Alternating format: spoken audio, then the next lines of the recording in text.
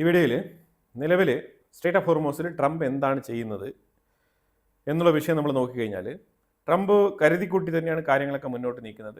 Iran straight of ഹോർമോസിൽ ഒരു പാർട്ട്ണർഷിപ്പിന് വഴങ്ങാത്ത സാഹചര്യത്തിൽ straight of ഹോർമോസിനെ തടയാൻ വേണ്ടിയിട്ട് ഇറങ്ങിയിരിക്കുകയാണ്. അങ്ങനെ തടഞ്ഞു കഴിഞ്ഞാൽ ഇറാൻ അവിടെ ഒരു നെഗോസിയേഷനിൽ എത്തിപ്പെടുമെന്ന് ട്രംപ് പ്രതീക്ഷിക്കുന്നുണ്ടെങ്കിൽ ഒരുപക്ഷെ അതൊരു പോസിറ്റീവായിട്ടുള്ള തീരുമാനമായിരിക്കാം.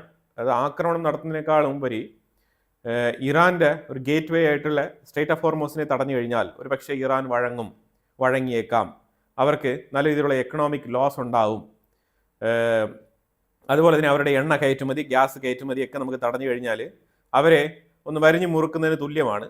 അപ്പോൾ ആ രീതിയിൽ ഇറാനെ എക്കണോമിക്കലി വീക്കൻ ചെയ്ത് കീഴ്പ്പെടുത്താം എന്നായിരിക്കാം ട്രംപ് ഇപ്പോൾ ചിന്തിച്ചിരിക്കുന്നത്. ട്രംപിന് രണ്ട് ക്യാരക്ടർ ഉണ്ട്. രണ്ട് തരത്തിൽ മീൻസ് ഒന്ന് ട്രംപിൻ്റെ ബാക്ക്ഗ്രൗണ്ട്, റിയൽ എസ്റ്റേറ്റ്, അതേപോലെ ഡെവലപ്പർ ബാക്ക്ഗ്രൗണ്ട്. ട്രംപിൻ്റെ ഫാദർ ശരിക്കും അമേരിക്കയുടെ ഔട്ട്ഡോർ സൈഡുകളിൽ വസ്തുക്കളൊക്കെ വാങ്ങിച്ച് വീടുകളൊക്കെ പണിത് വിറ്റുകൊണ്ടിരുന്ന ഒരു വ്യക്തിയാണ്. അതിൽ നിന്നും ട്രംപ് വളരെ വ്യത്യസ്തമായിട്ട് ട്രംപിൻ്റെ ഫാമിലിയിൽപ്പെട്ട മറ്റുള്ള ആൾക്കാരെയൊക്കെ വെച്ച് കമ്പയർ ചെയ്ത് നോക്കുമ്പോഴത്തേക്കും ട്രംപ് ന്യൂയോർക്കിൽ തന്നെ സെൻറ്റർ ഓഫ് സിറ്റി, ആ സിറ്റിയിൽ ട്രംപ് ടവർ നിർമ്മിച്ച വ്യക്തിയാണ് ട്രംപ്. അതിന് ട്രംപ് ഇട്ട എഫേർട്ട് ചെറുതല്ല. അപ്പോൾ അതിൽ പുള്ളിക്ക് ഒരുപാട് എക്സ്പീരിയൻസ് ഉണ്ട്. ആ മേഖലയിൽ പുള്ളിക്ക് ലാഭനഷ്ടങ്ങളൊക്കെ എല്ലാ കച്ചവടങ്ങളിലും ഉണ്ടാവും. ട്രംപിന് ബാങ്ക്രപ്സി വന്നിട്ടുണ്ട്, അതെല്ലാം വേറെ കാര്യങ്ങളാണ്. പക്ഷേ ഈ മേഖലയിൽ പുള്ളിക്കാരൻ വളരെ സ്ട്രോങ് ആയിട്ടുള്ള ഒരു ഫൗണ്ടേഷൻ തന്നെയായിരുന്നു സ്ഥാപിച്ചത്. അപ്പോൾ അതുകൊണ്ട് അതിൻ്റെ ബാക്ക്ഗ്രൗണ്ട് വളരെ വ്യക്തമാണ്. നെഗോസിയേഷൻ ടാക്ടിക്സ്, അതേപോലെ തന്നെ പ്രഷർ പോളിസി, ഇതെല്ലാം തന്നെ ട്രംപ് ആ മേഖലയിലുള്ള ടെക്നിക്കുകളാണ് ഇവിടെ ഇപ്പം അമേരിക്കയെ ഭരിക്കുമ്പോൾ ഉപയോഗിച്ചുകൊണ്ടിരിക്കുന്നത്. അപ്പോൾ അതൊരു സൈഡിൽ ഇൻഫ്ലുവൻസ് ചെയ്തിട്ടുണ്ട്. ട്രംപിൻ്റെ ബിസിനസ് എക്സ്പീരിയൻസ് അമേരിക്ക ഭരിക്കുന്ന സമയത്തും ട്രംപ് ഉപയോഗിക്കുന്നുണ്ട്. അതൊരു സൈഡ്. അതിൻ്റെ ഒരു ഇൻഫ്ലുവൻസിൽ വന്ന വ്യക്തിയാണ് ഈ സ്റ്റീവ് വിറ്റ്കോഫ്. ഈ സ്റ്റീവ് വിറ്റ്കോഫിനെ പലപ്പോഴും ഞാൻ പറഞ്ഞിട്ടുണ്ട്, പുള്ളി ഒരു ഡിപ്ലോമാറ്റ് അല്ല, പുള്ളിയും ഒരു ഡെവലപ്പറാണ്. പൂത്ത കാശുകാരനാണ്, ഡെവലപ്പറാണ്. ഡെവലപ്പർമാർക്കുള്ള ഒരു ക്വാളിറ്റി എന്ന് പറഞ്ഞാൽ ഈ നെഗോസിയേഷൻ ടാക്ടിക്സ്, ഇതാണ് ഏറ്റവും കൂടുതൽ മനസ്സിലാക്കുന്നത്. കാരണം ഒരു വസ്തു വാങ്ങിക്കുക, ആ വസ്തുവിനെ നെഗോഷിയേറ്റ് ചെയ്ത് വാങ്ങിക്കുക, കുറഞ്ഞ വിലയിൽ അതിനെ പ്രൊക്യൂർമെന്റ് നടത്തുക, കോസ്റ്റ് എഫക്റ്റീവായിട്ട് അതിനകത്ത് കൺസ്ട്രക്ഷൻ നടത്തുക, അതിൻ്റെ സിവിൽ വർക്കുകളെല്ലാം പൂർത്തിയാക്കി കൃത്യമായിട്ട് ആ പ്രോജക്റ്റ് ഫുൾഫിൽ ചെയ്ത് അതിനെ ഉയർന്ന പ്രോഫിറ്റിൽ വിൽക്കുക. ഇവിടെയെല്ലാം നെഗോസിയേഷനും ബിസിനസ് ടാക്ടിക്സും ഇതെല്ലാം വളരെ ഹൈ ലെവലിൽ ആവശ്യമുള്ളൊരു മേഖലയാണിത്. അപ്പോൾ ആ മേഖലയിൽ നിന്ന് വന്ന വ്യക്തിയാണ് സ്റ്റീവ് വിറ്റ്കോഫ്. അപ്പോൾ അതുകൊണ്ട് സ്റ്റീവ് വിറ്റ്കോഫിനെ ട്രംപ് ഏറ്റവും കൂടുതൽ ട്രസ്റ്റ് ചെയ്യുന്നുണ്ട്, നമ്പർ 1. കാരണം സ്റ്റീവ് വിറ്റ്കോഫിനും ട്രംപിൻ്റെ അതേ ബാക്ക്ഗ്രൗണ്ടാണ്. അതാണ് നമ്മൾ മനസ്സിലാക്കേണ്ടത്. സ്പെഷ്യൽ എൻവോയ് ആയിട്ടാണ് കീപ്പ് ചെയ്തിരിക്കുന്നത്. അതുപോലെ നമ്മൾ അടുത്തൊരു വ്യക്തിയെ നോക്കി കഴിഞ്ഞാൽ ജെറാദ് കുഷ്ണർ മിഡിൽ ഈസ്റ്റിൽ ഉടനീളമുള്ള ചർച്ചകളിൽ ഇടപെടുന്നുണ്ട്. ഓക്കെ, അപ്പോൾ അത് എന്തുകൊണ്ടാണെന്ന് പറഞ്ഞാൽ ജെറാദ് കുഷ്ണർ ട്രംപിൻ്റെ മരുമകനാണ്. അതുപോലെ തന്നെ ഒരു ബാക്ക്ഗ്രൗണ്ടുള്ള വ്യക്തിയാണ്. പുള്ളിക്ക് നല്ല രീതിയിലുള്ള ഇൻഫ്ലുവൻസ് ഉണ്ട്. ഇൻഫ്ലുവൻസ് മീൻസ് അപ്പോൾ ജെറാദ് കുഷ്ണറിന് വേണമെങ്കിൽ അമ്മാവൻ്റെ അടുത്ത് സംസാരിച്ചിട്ട് കാര്യങ്ങൾ വേണ്ട രീതിയിൽ അവതരിപ്പിച്ച് നേടിയെടുക്കാനുള്ള കെൽപ്പുണ്ട്.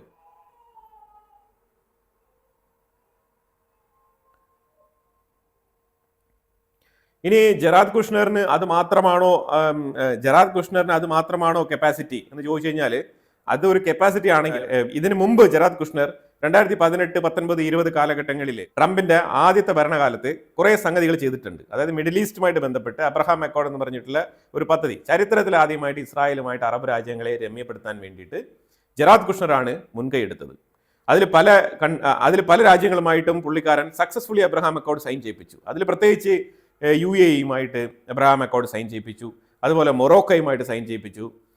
അങ്ങനെ പല രാജ്യങ്ങളുമായിട്ടും അപ്രോച്ച് ചെയ്ത് ബഹ്റൈനെ അപ്രോച്ച് ചെയ്തു. അതുപോലെ തന്നെ ബഹ്റൈനുമായിട്ട് സൈൻ ചെയ്യിപ്പിച്ചു. അതുപോലെ തന്നെ സുഡാനുമായിട്ട് സൈൻ ചെയ്യിപ്പിച്ചുകൊണ്ടിരിക്കുന്ന സമയത്താണ് ട്രംപിന്റെ ഭരണം അവസാനിച്ചിട്ട് റിപ്പബ്ലിക്കൻസ് അമേരിക്കയിൽ പരാജയപ്പെടുന്നതും പിന്നെ ഡെമോക്രാറ്റുകൾ വിജയിച്ച് ജോ ബൈഡന്റെ നേതൃത്വത്തിലുള്ള ഭരണകൂടം ചുമതലയേൽക്കുന്നതും. അപ്പോൾ അത് കഴിഞ്ഞിട്ട് അബ്രഹാം അക്കോർഡ് അവിടെ തന്നെ സ്റ്റോപ്പ് ചെയ്യപ്പെട്ടു. പക്ഷേ ഒരു കാര്യം മനസ്സിലാക്കണം, ഇസ്രായേലുമായിട്ട് ഓൾമോസ്റ്റ് 1947 ഒഫീഷ്യലി UN അംഗീകൃത ഇസ്രായേൽ സ്റ്റേറ്റ് നിലവിൽ വന്നെങ്കിലും ഇസ്രായേലിന് ചുറ്റുപാടും കിടക്കുന്ന അറബ് രാജ്യങ്ങൾ ഒന്നും തന്നെ ഇസ്രായേലുമായിട്ട് റിലേഷൻഷിപ്പിൽ ഉണ്ടായിരുന്നില്ല. ആദ്യ കാലഘട്ടങ്ങളിലൊക്കെ കനത്ത ശത്രുത തന്നെയായിരുന്നു. പിന്നീട് ഇസ്രായേലിന്റെ വളർച്ച, ഇസ്രായേലിന്റെ നേഷൻ ബിൽഡിംഗ്, ഇസ്രായേലിന്റെ അഗ്രികൾച്ചർ ടെക്നോളജി, ഇസ്രായേലിന്റെ സൊഫിസ്റ്റിക്കേറ്റഡ് ഡിഫൻസ് ടെക്നോളജി, ഇതെല്ലാം തന്നെ ചുറ്റാക്കി കിടന്ന അറബ് രാജ്യങ്ങളെ അമ്പരപ്പിച്ചിട്ടുണ്ട്. അതുപോലെ പല തവണയായിട്ട് ഇസ്രായേലിനെ ആക്രമിക്കാൻ ചെന്നിട്ടും പരാജയപ്പെടുന്ന അറബ് രാജ്യങ്ങൾ. അപ്പോൾ ഇതെല്ലാം കൂടി തിരിച്ചറിഞ്ഞുകൊണ്ട് തന്നെ അറബ് രാജ്യങ്ങൾ കുറെ കാലം കൊണ്ട് തന്നെ സൈലന്റ് ആയിട്ട് തന്നെ ഇസ്രായേലിനെ മാറ്റി നിർത്തിയിട്ട് കൂടുതൽ അങ്ങോട്ട് പോയി ചൊറിയാത്ത അവസ്ഥയിൽ മുന്നോട്ട് പോയിക്കൊണ്ടിരുന്നതാണ്. അപ്പോൾ അവിടെയാണ് ശരിക്കും പറഞ്ഞാൽ ഈജിപ്തും ജോർദാനും മാത്രമാണ് ഇസ്രായേലുമായിട്ട് ഓൾമോസ്റ്റ് ഒരു കോൺഫ്ലിക്റ്റ് ഉണ്ടായതുകൊണ്ട് തന്നെ തൊട്ടടുത്ത് കിടക്കുന്ന ബോർഡർ ഷെയർ ചെയ്യുന്ന രാജ്യങ്ങളായതുകൊണ്ട് അവർക്ക് മാത്രമാണ് ചെറിയ രീതിയിൽ ഇസ്രായേലുമായിട്ട് ബന്ധമുണ്ടായിരുന്നത്. അപ്പൊ ആ ഒരു ചരിത്രത്തിനെ ആ ചരിത്രത്തിനെ തിരുത്തി എഴുതിയ വ്യക്തിയാണ് ജറാദ് കുഷ്ണർ. അപ്പൊ അതുകൊണ്ട് ജറാദ് കുഷ്ണറെ നമുക്ക് ജറാദ് കുഷ്ണറെ മിഡിൽ ഈസ്റ്റിലേക്ക് ട്രംപ് അയക്കുന്നതിൽ കൃത്യമായിട്ടുള്ള എയിമുണ്ട്. കാരണം എല്ലാ കാലത്തും ഈ എബ്രഹാം അക്കോർഡിൽ നിന്നും ചർച്ച വ്യതിചലിച്ച് പോവരുത് എന്നുള്ളതിൽ ട്രംപിന് നിർബന്ധമുണ്ടായി. ആ നിർബന്ധം കാത്തു സൂക്ഷിക്കാനും ത്രൂ ഔട്ട്, അതായത് ഈ മിഡിൽ ഈസ്റ്റ് കോൺഫ്ലിക്റ്റ് അവസാനിക്കുന്നെങ്കിൽ അത് അബ്രഹാം അക്കോർഡിൽ ചെന്ന് എത്തിക്കണം എന്നുള്ളതിൽ ട്രംപിനും ജറാദ് കുഷ്ണറിനും ശക്തമായ തീരുമാനമുണ്ട്. ആ തീരുമാനത്തിന് ബേസ് ചെയ്തിട്ടാണ് ജറാദ് കുഷ്ണർ എപ്പോഴും സ്റ്റീവ് വിറ്റ്കോഫിനോട് സഞ്ചരിക്കുന്നത്. ജറാദ് കുഷ്ണർ എക്സ്പീരിയൻസ്ഡ് വ്യക്തിയാണ് ഈ മിഡിൽ ഈസ്റ്റ് രാജ്യങ്ങളിൽ. കാരണം ഞാൻ പറഞ്ഞതുപോലെ 2017-18 കാലഘട്ടങ്ങൾ മുതലേ മിഡിൽ ഈസ്റ്റിൽ പ്രവർത്തിക്കുന്നുണ്ട്. അതുപോലെ സ്റ്റീവ് വിറ്റ്കോഫ് ആണെന്നുണ്ടെങ്കിൽ ഈ മേഖലയിൽ പുതിയ ആളുമാണ്.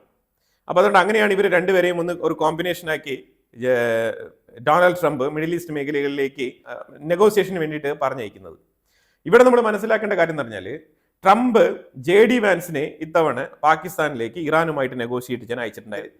കഴിഞ്ഞ 47 വർഷകാലത്തെ ചരിത്രത്തിൽ ടോപ്പ് ലെവലിൽ നടന്ന ഒരു ചർച്ചയായിരുന്നു എന്നുള്ളത് അബ്ബാസ് അരക്ചി തന്നെ ഓൺ ട്വിറ്റർ പേജിൽ രേഖപ്പെടുത്തിയിട്ടുണ്ട്. എന്താണതിന് കാരണം? കാരണം ഈ രീതിയിലൊരു ചർച്ച അമേരിക്കയുടെ ഹൈ പ്രൊഫൈലാണ് ഈ ചർച്ച അറ്റൻഡ് ചെയ്തത്. അതാണ് നമ്മൾ ഇതിനകത്ത് മനസ്സിലാക്കേണ്ടത്. ഈ ചർച്ച ഡെസിഗ്നേറ്റ് ചെയ്തത് അമേരിക്കയുടെ വൈസ് പ്രസിഡന്റ് ആയിട്ടുള്ള JD വാൻസ്. ഈ വൈസ് പ്രസിഡന്റിനെ കൃത്യമായിട്ട് അയച്ച് ഈ ഒരു നെഗോസിയേഷന് പങ്കെടുപ്പിച്ചതിന്റെ പ്രധാനപ്പെട്ട ലക്ഷ്യം ഇറാൻ അത്രമാത്രം അമേരിക്ക വില കൊടുക്കുന്നുണ്ട്, ട്രംപ് ഇറാനെ അത്ര പ്രീഷ്യസ് ആയിട്ടാണ് കാണുന്നത്, I respect your nation that much എന്നുള്ള രീതിയിൽ ആ ഒരു മെസ്സേജ് കൂടിയാണ് JD വാൻസിന്റെ പാകിസ്ഥാനിലേക്കുള്ള വരവ്. ഇതിനകത്ത് പാകിസ്ഥാനെ പല രീതിയിൽ പ്രോത്സാഹിപ്പിക്കുന്ന അതല്ല വേറെ വിഷയം, അതൊരു വിഷയമേ അല്ല. ശരിക്കും പറഞ്ഞാൽ പാകിസ്ഥാനിലെ ആ ഹോർഡിങ്സ് ഒക്കെ ഇന്ന് അയച്ചു മാറ്റിയിട്ടുണ്ട്. അവർ വല്ലാതെ ദുഃഖിതരായിട്ടാണ് ആ ഹോർഡിങ്സ് ഒക്കെ അയച്ചു മാറ്റിയിരിക്കുന്നത്. ഹോർഡിങ്സിന്റെ പൈസയൊക്കെ ഇപ്പം അമേരിക്ക എടുത്ത് കണക്ക് ബില്ലൊക്കെ അയച്ചു കൊടുത്ത് വാങ്ങിക്കുമായിരിക്കും. കാരണം ട്രംപ് സാർ നിങ്ങൾ പറഞ്ഞിട്ടാണ് ഞങ്ങൾ ഹോർഡിങ്സ് ഒക്കെ അടിച്ചത്, കണ്ടല്ലോ ഈ ഹോർഡിങ്സ് ഒക്കെ അയച്ചു മാറ്റാണ്. അപ്പം ദുഃഖിതരായിട്ടാണ്, വല്ലാത്ത ദുഃഖത്തിലാണ് പാകിസ്ഥാൻ. കാരണം പാകിസ്ഥാൻ വിചാരിച്ചതുപോലെ തിളങ്ങാൻ പറ്റിയില്ല. അപ്പം ഈ സാഹചര്യത്തിൽ ട്രംപ് കൊടുത്ത മെസ്സേജ്, ട്രംപ് ജസ്റ്റ് JD വാൻസിനെ അങ്ങോട്ട് അയച്ചു വെക്കുക എന്നുള്ളതിലുപരിയായിട്ട് JD വാൻസ് ഈ മീറ്റിംഗ് അറ്റൻഡ് ചെയ്തു എന്നുള്ളത് തന്നെയാണ് അമേരിക്ക ഇറാന് കൊടുത്ത ഇമ്പോർട്ടൻസ്. JD വാൻസ് അമേരിക്കയിൽ നിന്നും JD വാൻസ് അമേരിക്കയിൽ നിന്നും പാകിസ്ഥാനിലേക്ക് വരുന്നതിന് മുമ്പ് തന്നെ ട്രംപ് വൈറ്റ് ഹൗസിൽ വെച്ചുള്ള മീറ്റിംഗിൽ ജസ്റ്റ് ഒരു തമാശയ്ക്ക് പറയുന്നുണ്ട്, JD വാൻസ് ഞാൻ നിനക്ക് തന്നിരിക്കുന്നത് വളരെ ക്രിട്ടിക്കൽ ആയിട്ടുള്ള ഒരു ടാസ്ക്കാണ്, ഇത് വിജയിച്ചു കഴിഞ്ഞാൽ എൻ്റെ വിജയമായിട്ട് ഞാൻ പ്രഖ്യാപിക്കും, പക്ഷേ ഇത് പരാജയപ്പെട്ട് കഴിഞ്ഞാൽ അത് നിന്റെ പരാജയമായിട്ട് ഞാൻ രേഖപ്പെടുത്തും എന്നും കൂടി തമാശ രൂപേണ പറഞ്ഞതാണെങ്കിലും ചിരിച്ചുകൊണ്ട് ഇങ്ങനെയാണ് പറഞ്ഞത്. എൻറ്റയർ അമേരിക്കയുടെ വിജയമായിട്ടും അല്ലെങ്കിൽ എൻറ്റയർ അമേരിക്കയുടെ നഷ്ടമായിട്ടുമായിരിക്കും ട്രംപ് അതിനെ വിലയിരുത്തുന്നത്. അങ്ങനെ വിലയിരുത്തിയതിൻ്റെ ഫലമായിട്ടാണ് JD വാൻസിന്റെ സ്റ്റേറ്റ്മെന്റിനെ തുടർന്ന് കൃത്യമായിട്ട് JD വാൻസ് അമേരിക്കയിലെത്തി കാര്യങ്ങളൊക്കെ വിശദീകരിച്ചു. അതാ 10 മണി മുതൽ സ്ട്രേറ്റ് ഓഫ് ഹോർമൂസിൽ ഇറാനുമായിട്ട് ഡീൽ ചെയ്യുന്ന എല്ലാ കപ്പലുകളെയും തടയാൻ വേണ്ടി അമേരിക്ക രംഗത്തിറങ്ങാൻ പോകുന്നത്. ഇറ്റ് മീൻസ് അതൊരു ക്ലാഷിലേക്ക് തന്നെ പോയി അവസാനിക്കും, അല്ലാതെ വേറൊരു മാർഗമില്ല. കാരണം സ്ട്രേറ്റ് ഓഫ് ഹോർമൂസിലുള്ള ഇറാന്റെ ആക്ടിവിറ്റീസിനെ തടയാൻ വേണ്ടിയിട്ട് അമേരിക്ക ഇറങ്ങുമ്പോൾ അവിടെ ആക്രമണം ഉണ്ടാവാനുള്ള സാധ്യതയുണ്ട്. IRGC ഉണ്ട്, അവിടെ പ്രോ ഇറാനിയൻസ് ഗ്രൂപ്പ് ഉണ്ട്. അവരൊക്കെ ഈ അമേരിക്കയുടെ വാർഷിപ്പുകൾക്ക് നേരെ ആക്രമണം നടത്താനുള്ള സാധ്യത വളരെ കൂടുതലാണ്. ഇതാണ് നിലവിലെ സ്ട്രേറ്റ് ഓഫ് ഹോർമൂസിലെ അവസ്ഥ. ട്രംപ് പറയുന്ന മെസ്സേജ് വളരെ സിമ്പിളാണ്, ഞാൻ നിങ്ങളെ കൃത്യമായിട്ട് എൻ്റെ ഏറ്റവും ടോപ്പ് ലെവലിലുള്ള, അതായത് ട്രംപ് കഴിഞ്ഞാൽ വൈസ് പ്രസിഡന്റ് JD വാൻസ്, അമേരിക്കയുടെ ചരിത്രത്തിൽ ഇറാനുമായിട്ട് ഇത്രയും ഹൈ പ്രൊഫൈലുള്ള ഒരു വ്യക്തി ചർച്ച നടത്തിയിട്ടുണ്ടാവില്ല. അതാണ് മനസ്സിലാക്കേണ്ടത്. അപ്പൊ അതിനെപ്പോലെ ഇറാൻ ശരിക്കും പറഞ്ഞാൽ ഈ കിട്ടിയ ഓപ്പർച്യൂണിറ്റി കളഞ്ഞു കുളിച്ചു എന്ന് വേണമെങ്കിൽ നമുക്ക് പറയാം. കാരണം വേറെ ഒന്നും കൊണ്ടല്ല, എന്തെങ്കിലും തരത്തിൽ ചെറിയൊരു ഡീൽ സൈൻ ചെയ്ത് മുന്നോട്ട് പോകാമായിരുന്നു. കാരണം ഇറാനിയൻ ഡെലിഗേറ്റ്സ് പാകിസ്ഥാനിൽ നിന്നും ഇറാനിലേക്ക് മടങ്ങിയതിനു ശേഷം അവിടെ നിന്നും ഇറാനിയൻ പ്രസിഡന്റ് മസൂദ് പെസസ്കിയാൻ പുടിനെ വിളിച്ച് സംസാരിച്ചിട്ട് രണ്ടുപേർക്കും സ്യൂട്ടബിൾ ആകുന്ന രീതിയിൽ അമിക്കബിൾ ആയിട്ടുള്ള ഒരു ഡ്രാഫ്റ്റ് എഗ്രിമെന്റ് തയ്യാറാക്കാൻ പറ്റുമോ എന്നൊക്കെ ചോദിച്ചിട്ടുണ്ട്. എന്താണ് കാരണം? കാരണം വേറെ ഒന്നും കൊണ്ടല്ല, അമേരിക്ക എങ്ങാനും വീണ്ടും ആക്രമണം തുടങ്ങിയാലോ എന്നുള്ളൊരു പേടി. അത് IRGC മെമ്പേഴ്സിന് ഒരു പക്ഷേ ഉണ്ടാവില്ല. കാരണം അവരൊക്കെ ഷഹീദുകളാണ്, അവർ ശരിക്കും മരിക്കാൻ വേണ്ടി തന്നെ ഈ ജിഹാദ് നടത്തുന്ന വ്യക്തികളാണ്. പക്ഷെ മസൂദ് പെസസ്കിയാനെ സംബന്ധിച്ചിടത്തോളം പെസസ്കിയാൻ കൃത്യമായിട്ട് ഈ ഒരു ആക്രമണത്തിനെ ഭയക്കുന്നുണ്ട്. ഇറാനിലേക്ക് വീണ്ടും അമേരിക്കയും ഇസ്രായേലും ആക്രമണം തുടങ്ങിക്കഴിഞ്ഞാൽ അതിന്റെ പ്രത്യാഘാതം വളരെ വലുതായിരിക്കും എന്നുള്ളത് പെസസ്കിയാന് നല്ല രീതിയിൽ വായിച്ചെടുക്കാൻ കഴിവുണ്ട്. പെസസ്കിയാൻ അതുകൊണ്ടാണ് പുടിനെ അപ്രോച്ച് ചെയ്തത്. പക്ഷേ അത് ഹെൽപ്ലെസ് ആണ്.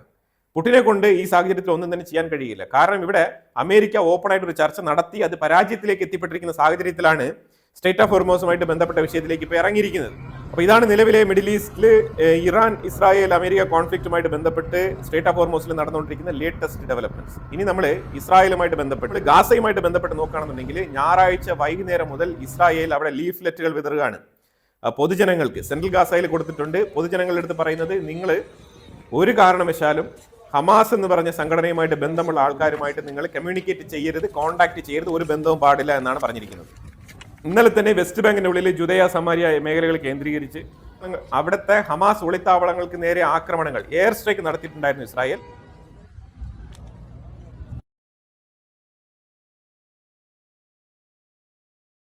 അത് കഴിഞ്ഞിട്ടാണെന്നുണ്ടെങ്കിൽ ഞാനിപ്പോൾ ഇതാ സൈഡിൽ ഒരു വീഡിയോ ഞാൻ പ്ലേ ചെയ്യുന്നുണ്ട്, അത് നിങ്ങൾ കണ്ടോളൂ. അതിൻ്റെ ഇടയ്ക്ക് നമുക്ക് വാർത്തകളും കൂടി നോക്കി പോവാം, കാരണം അത് കുറച്ച് ലെങ്തി ആയിട്ടുള്ള വീഡിയോ ആണ്. കാരണം എങ്ങനെയാണ് ഹെസ്ബുള്ള ഇസ്രായേലിൻ്റെ മേലിലേക്ക് റോക്കറ്റുകൾ അയക്കുന്നത് എന്നുള്ളതിൻ്റെ ഒരു ബ്രീഫ് ആയിട്ടുള്ള ഒരു വീഡിയോ ആണിത്.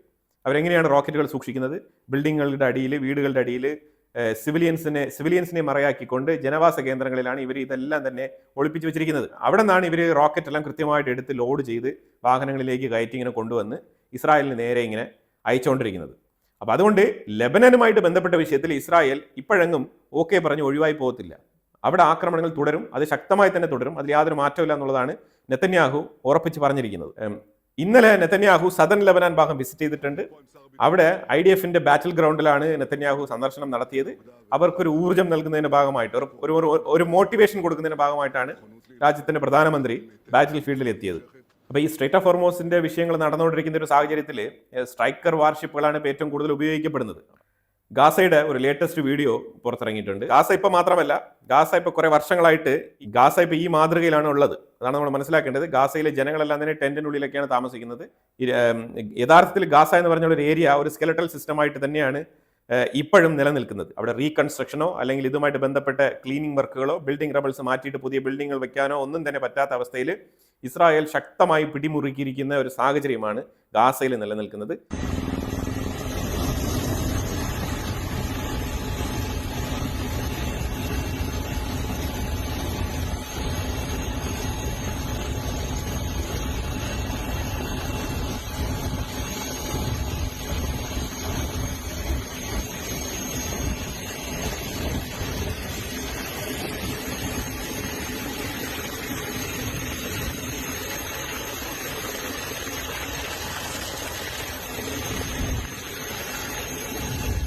അതുപോലെ തന്നെ ലെബനനും അതേ അവസ്ഥയിലേക്ക് മാറിക്കൊണ്ടിരിക്കുകയാണ്. പ്രത്യേകിച്ച് സദൻ ലെബനൻ ആ ലെവലിലേക്ക് മാറിക്കൊണ്ടിരിക്കുകയാണ്. ഇറാന്റെ ഉള്ളിൽ ഒരു പരിധി വരെ ഇസ്രായേൽ ആക്രമണം നടത്തിയ സ്ഥലങ്ങൾ, ഇറാൻ ഒരു വലിയ സ്റ്റേറ്റ് ആണ്. അപ്പൊ അതുകൊണ്ട് ഗാസയെ പോലെ ഒരു സ്കെലറ്റൽ കോൺക്രീറ്റ് സ്ട്രക്ചർ ആയിട്ട് പൂർണ്ണമായിട്ടും അങ്ങനെ ഒറ്റ വ്യൂ പോയിന്റിൽ അങ്ങനെ കിട്ടത്തില്ല. കാരണം ആക്രമണങ്ങൾ നടത്തിയിരിക്കുന്നത് വിവിധ സ്ഥലങ്ങളിലാണ്, ലൊക്കേഷനുകളിലാണ്. പക്ഷേ ഏകദേശം ഇതേ രൂപത്തിൽ തന്നെയാണ്.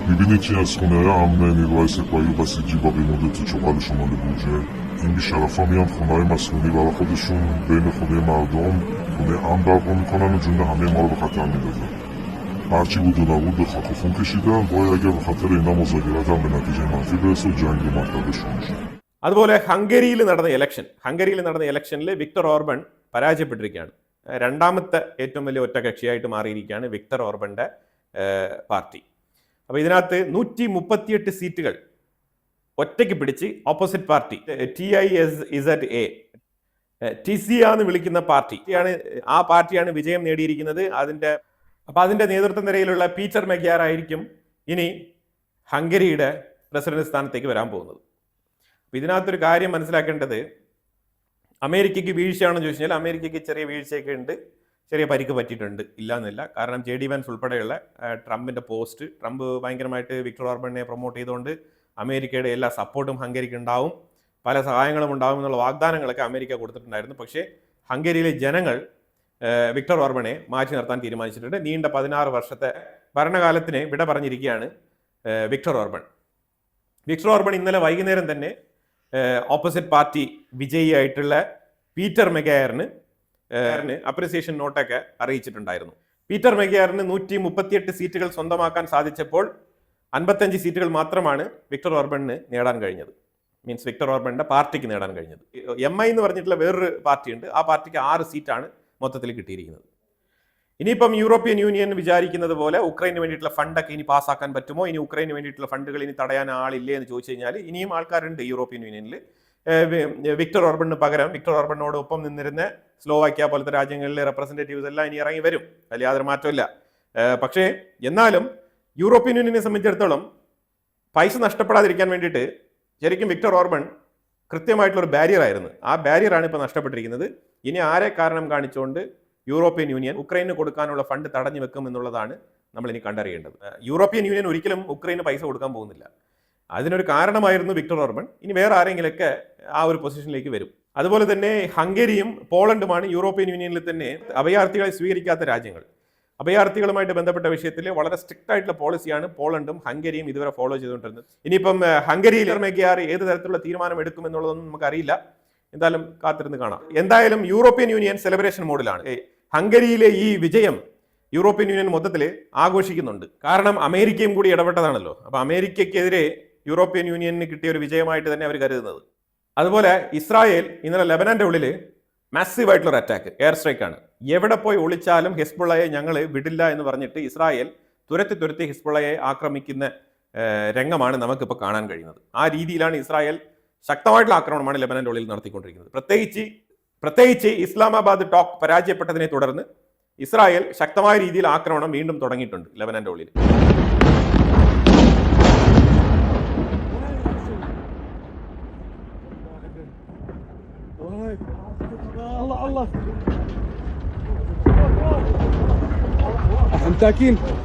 ഗാസയുമായിട്ട് ബന്ധപ്പെട്ട വിഷയത്തിൽ ഒരു പുതിയ ഫ്ലോട്ടില യൂറോപ്യൻ രാജ്യങ്ങളുടെ സൈഡിൽ നിന്ന് ഗാസയിലേക്കുള്ള യാത്ര തുടങ്ങിയിട്ടുണ്ടായിരുന്നു. അപ്പൊ അതിനെക്കുറിച്ച് ഒരു അലിഗേഷൻ വരുന്നുണ്ട്. ഈ അലിഗേഷൻ പറഞ്ഞാൽ ഈ ഗാസയുമായിട്ട് ബന്ധപ്പെട്ട ഹാർട്ട് ഓഫ് പാലസ്തീൻ എന്ന് പറഞ്ഞ ആ ഗ്രൂപ്പ് തന്നെയാണ്, ഈ ഫ്ലോട്ടില നടപ്പിലാക്കുന്ന ഗ്രൂപ്പ് തന്നെയാണ് ഈ വാർത്ത പ്രചരിപ്പിച്ചിരിക്കുന്നത്. കാരണം വേറെ ഒന്നുമല്ല, ഇതിൽ പങ്കെടുക്കാൻ വന്ന ആൾക്കാർ ശാരീരിക ബന്ധത്തിൽ ഏർപ്പെടുന്നു, 1, 2, 3 സ്ത്രീകളെ മിസ്യൂസ് ചെയ്യുന്നതായിട്ടുള്ള രീതിയിൽ വാർത്ത ഈ ഗ്രൂപ്പിൽ നിന്ന് തന്നെ പബ്ലിഷ് ചെയ്തിട്ടുണ്ട്. അതിനെ എതിർത്തുകൊണ്ട് ഇതിന് നേതൃത്വം കൊടുക്കുന്ന ആൾക്കാർ ശരിക്കും റിപ്ലൈ കൊടുത്തിട്ടുണ്ട്, അതിന് ഫീഡ്ബാക്ക് കൊടുത്തിട്ടുണ്ട്. ആ ഫീഡ്ബാക്ക് എന്താണെന്ന് പറഞ്ഞാൽ, അതായത് ഹോട്ടലിൽ താമസിക്കുന്ന സമയത്ത് അവർക്ക് എന്ത് വേണേലും ആവാം, പക്ഷേ ബോട്ടിനുള്ളിൽ യാത്ര ചെയ്യുന്ന സമയത്ത് അത് തികച്ചും എത്തിക്കലല്ല, മോറലല്ല എന്നുള്ള രീതിയിലൊക്കെ അവർ എഴുതി വെച്ചിട്ടുണ്ട്. പക്ഷേ ഒരു കാര്യം മനസ്സിലാക്കണം, ഈ ഫ്ലോട്ടില എന്ന് പറയുന്നത് ശരിക്കും ഗാസയിൽ നടക്കുന്ന ജനസൈഡിനെതിരെ അതിനു വേണ്ടിയിട്ട് ശബ്ദമുയർത്താൻ വേണ്ടിയിട്ട് തുടങ്ങിയ ഒരു പ്രസ്ഥാനമാണ്. അങ്ങനെയാണ് ഈ ഫ്ലോട്ടില യാത്രയെ അവർ ഡിഫൈൻ ചെയ്തിരിക്കുന്നത്. ഇതിൻ്റെ ഉള്ളിലാണ് ഇത്തരത്തിലുള്ള പ്രശ്നങ്ങൾ. ഇത് എത്തിക്സ് അല്ല എന്നുള്ളതാണ് ഇതിന്റെ പ്രശ്നം. അതായത് നമുക്ക് മൊത്തത്തിൽ വായിക്കുമ്പോൾ മനസ്സിലാക്കാൻ പറ്റുന്നത്, അവിടെ ഒരു കൂട്ടര് ഈ ഫ്ലോട്ടില സംഘാടകരിലെ ഒരു കൂട്ടര് നല്ല ഇതിൽ ആഘോഷിക്കുന്നുണ്ട്, എൻജോയ് ചെയ്യുന്നുണ്ട്. ഇതിനെ ഒരു ടൂറിസ്റ്റ് ഡെസ്റ്റിനേഷനിലേക്ക് യാത്ര പോകുന്നത് പോലെയോ ഇതൊരു ആഘോഷമായിട്ടോ നടപ്പിലാക്കുന്നുണ്ട്. അവർക്ക് വേണ്ട രീതിയിലുള്ള സകല സംവിധാനങ്ങളും കൂടി അവർ ആഘോഷപൂർവ്വമാണ് ഈ ഫ്ലോട്ടിൽ നടപ്പിലാക്കുന്നത്. ഇതിന്റെ ഫണ്ടും കാര്യങ്ങളൊക്കെ എവിടെ നിന്ന് വരുന്നതെന്ന് നോക്കിക്കഴിഞ്ഞാൽ വളരെ കൃത്യമായിട്ട് മനസ്സിലാക്കാൻ പറ്റുന്ന വിഷയങ്ങളാണ്. പക്ഷേ അതേസമയം മറ്റൊരു കൂട്ടർക്ക് ഈ സുഖ സൗകര്യങ്ങൾ കിട്ടുന്നില്ല. അവര് ശരിക്കും പറഞ്ഞാൽ ജലസ് ആയിട്ട് ഇങ്ങനത്തെ വാർത്തകൾ പബ്ലിഷ് ചെയ്തതായിട്ടാണ് മനസ്സിലാക്കാൻ പറ്റുന്നത്. ബോട്ടിനുള്ളിൽ ഇത്തരത്തിലുള്ള പ്രവർത്തികൾ ഇനി നടക്കാൻ പാടില്ല എന്നുള്ള നിർദ്ദേശമാണ് ഈ കമ്മിറ്റി മുന്നോട്ട് വെച്ചിരിക്കുന്നത്. അതുമായിട്ട് ബന്ധപ്പെട്ട പോസ്റ്റാണ് സോഷ്യൽ മീഡിയയിൽ ലീക്ക് ആയിരിക്കുന്നത്. അത് ലീക്ക് ആയതിനെ തുടർന്ന് ഈ വിഷയം വലിയ രീതിയിൽ ചർച്ചയായിട്ടുണ്ട്. അത് ഫ്ലോട്ടില എന്ന് പറഞ്ഞ് ഇവർ നടത്തുന്നത് ഗാസയ്ക്ക് വേണ്ടിയിട്ടില്ല. ഇവർ കുറച്ച് ആൾക്കാർ ആ ബോട്ട് യാത്രയിൽ എൻജോയ് ചെയ്യാൻ വേണ്ടിയിട്ട് നടത്തുന്ന ഒരു പ്രഹസനമാണിത്. അതിന്റെ ഉള്ളിൽ മയക്കമരുന്നും കള്ളും പെണ്ണും കഞ്ചാവും ഇമാതിരിയുള്ള പരിപാടികളൊക്കെയാണ് അതിനകത്ത് നടക്കുന്നത്. ഇതാണ് ഈ ഫ്ലോട്ടില ടീം പങ്കുവെച്ച മെസ്സേജിൽ നിന്നും വ്യക്തമായിട്ട് മനസ്സിലാക്കാൻ പറ്റുന്നത്. അപ്പോൾ എനിവേ വളരെ നിർണായകമായിട്ടുള്ള വിഷയങ്ങളാണ് നമ്മൾ ഈ വീഡിയോയിൽ പങ്കുവച്ചത്. ഇതിനെക്കുറിച്ചുള്ള അഭിപ്രായങ്ങൾ കമന്റ് ബോക്സിൽ രേഖപ്പെടുത്തുക. കൂടുതൽ വാർത്തകളുമായിട്ട് അടുത്ത വീഡിയോയിൽ വരാം. Thank you so much.